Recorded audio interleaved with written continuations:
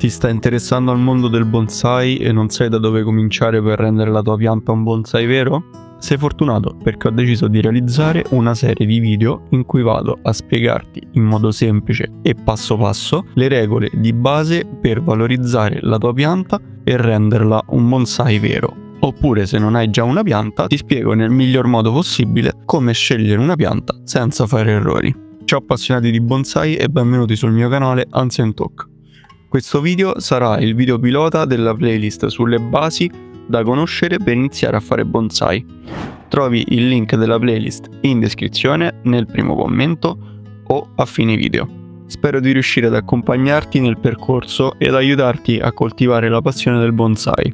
Il bonsai, a parer mio, è un hobby stupendo che ci permette di riconnetterci con la natura e scrollarci di dosso tutto lo stress della quotidianità, che al giorno d'oggi non è poco. In questa serie affronteremo argomenti molto diversi, a partire da come valutare e scegliere una pianta, passando per le regole della coltivazione e arrivando poi alle tecniche un po' più complesse, come la filatura delle piante per dargli uno stile e tante altre che vedremo poi.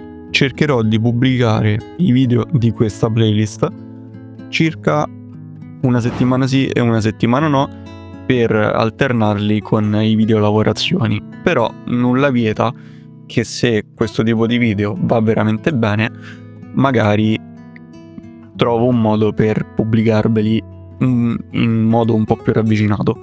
Tutto dipenderà dal vostro supporto. Se già possiedi una pianta, il prossimo video in cui affronteremo l'importanza di saper coltivare un bonsai o una pianta che lo diventerà, insomma, farà proprio al caso tuo. Quindi iscriviti e attiva le notifiche per non perderti quel video.